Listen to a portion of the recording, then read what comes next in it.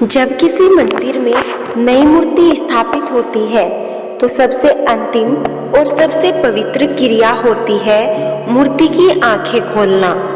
लेकिन क्या आपने कभी यह सोचा है, जिस पत्थर को हमने अपने हाथों से तराशा, जिसे मूर्तिकार ने बनाया, उसकी आंखें खोलने की आवश्यकता क्यों पड़ती है? क्या भगवान को दिखेगा नहीं? क्या आंखें खोलने के साथ कोई गहरा रहस्य जुड़ा है? आज की यह कथा सिर्फ मूर्ति की आंखों की नहीं, बल्कि मनुष्य की आत्मा की आंखें खोलने की कथा है। हमारे शास्त्र भी कहते हैं कि मूर्ति भगवान नहीं होती, परंतु भगवान मूर्ति में प्रतिष्ठित होते हैं। मूर्ति एक माध्यम है, जैसे शरीर आत्मा का माध्यम है। जब तक शरीर में प्राण नहीं आते, वह सिर्फ एक देह है, और जब तक मूर्ति में चेतना नहीं आती, वह भी केवल एक पत्थर ही है। इसलिए मूर्ति की आंखें खोलना दरअसल भगवान को आमंत्रित करना है। प्राण प्रतिष्ठा का अर्थ है ईश्वर की चेतना को मूर्ति में स्थापित करना।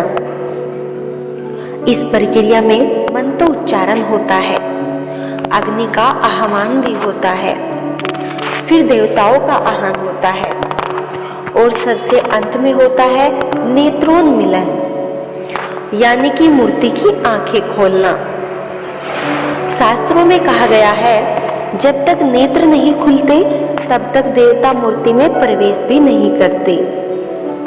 आंखें खुलते ही माना जाता है कि अब भगवान हमें देख रहे हैं और हम भी अपने भगवान को देख पा रहे हैं। ऐसी ही इसी संदर्भ में एक सुंदर सी कथा आती है। एक बार एक राजा ने भव्य मूर्ति बनवाई। सब कुछ पूर्ण था, उसका आकार, श्रृंगार, आभूषण, लेकिन मूर्ति की आंखें ढकी हुई थी। राजा ने पूछा, आचार्य जी, आंखें अभी क्यों नहीं खोलते? आचार्य जी बोले, राजन, भगवान पहले हमें देखते हैं, फिर हमें अपना दर्शन देते हैं। यदि आंखें पहले खोल दी जाए और श्रद्धा न हो तो वह केवल देखना होगा, दर्शन करना नहीं। देखना आंखों का कार्य है और दर्शन करना हमारी आत्मा का। इसलिए मूर्ति की आंखें तभी खोली जाती है जब वातावरण शुद्ध हो, मन पवित्र हो और श्रद्धा जागृत हो, ताकि जब भगवान देखे तो भक्त का मन भी जागा हुआ। अग्नि पुराण और मत्स्य पुराण में उल्लेख है, नेत्रोन्मीलन के बिना की गई पूजा फलदायी नहीं मानी जाती, क्योंकि आंखें ही वह द्वार है जहां से चेतना प्रवेश करती है।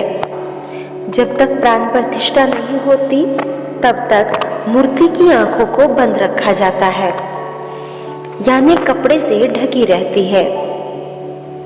इसका अर्थ है भगवान अभी भीतर नहीं आए। जैसे नवजात शिशु जन्म से पहले मां के गर्भ में होता है। जिस क्षण मूर्ति की आंखों से वस्त्र हटा दिया जाता है, उसी समय शंख बजते हैं, घंटियां गूंजती है, मंत्रों की ध्वनि फैलती है, और यह माना जाता है अब भगवान साक्षात उपस्थित है। अब भगवान ने मूर्ति में प्रवेश कर लिया। अब वह मूर्ति सिर्फ मूर्ति या पत्थर नहीं रहा। यह क्षण केवल मूर्ति का नहीं, भक्त के जीवन का भी परिवर्तन होता है। शास्त्र कहते हैं, जो भक्त भगवान की ओर देखता है, भगवान उसकी ओर पहले देखते हैं। इसलिए कई लोग उस क्षण रो भी पड़ते हैं, क्योंकि पहली बार उन्हें लगता है कि भगवान मुझे देख रहे हैं। कई परंपराओं में मूर्ति की आंखों में काजल या विशेष रंग लगाया जाता है, क्योंकि आंखें सबसे अधिक शक्तिशाली माध्यम होती है। दृष्टि से ही कृपा भी बरसती है और चेतना भी संचारित होती है। मूर्ति की आंखें खोलना केवल धार्मिक क्रिया नहीं, एक संदेश है। अब तुम्हें भी अज्ञान से बाहर आना है।